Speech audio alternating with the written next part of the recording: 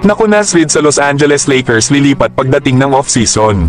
Pero bago yan matapos naman ang naging laro ng Lakers at Dallas, ay pinuri naman ni JJ Redick sila Dorian Finney-Smith lalo na itong si LeBron James. Sinabi nga ni JJ Redick na hindi naman daw sa pagmamayabang, na kung napanood mo nga daw ang kanilang kupunan sa huling 6 na linggo sa ngayon, ay naglalaro daw si LeBron James ng All-NBA defensive level.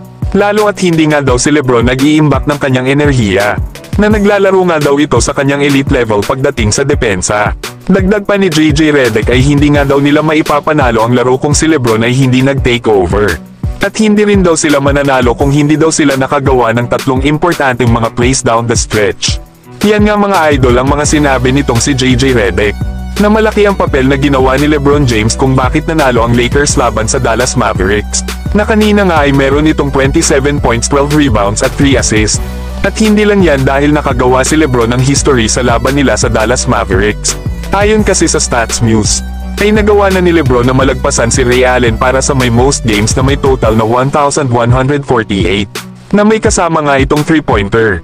Kaya grabe talaga si LeBron, kahit may edad ng 40 years old ay hindi pa rin kumukupas ang kanyang performance sa paglalaro. Patunay lang ito na kung gaano kahusay na player itong si LeBron James. Samantalang ang lakas naman mga star ng Jordan Brand sa Dallas Mavericks.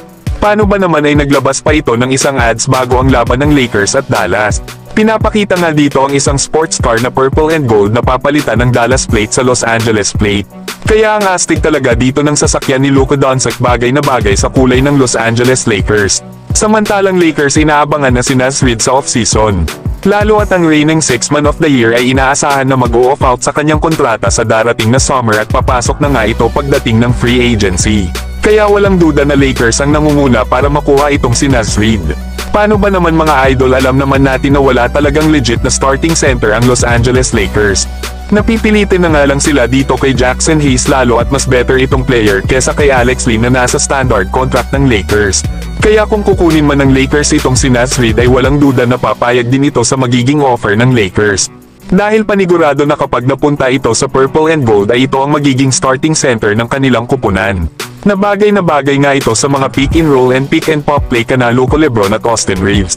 Ngayong season nga sa kanyang 58 games sa Minnesota Timberwolves, ay nag-average ito ng almost 15 points, 5 rebounds at 2 assists per game. Na meron naman itong 34% shooting beyond the arc.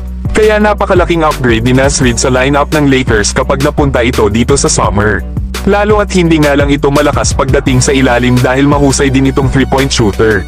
Pero kayo mga idol, gusto nyo ba na makuha ng Lakers si Nasrid?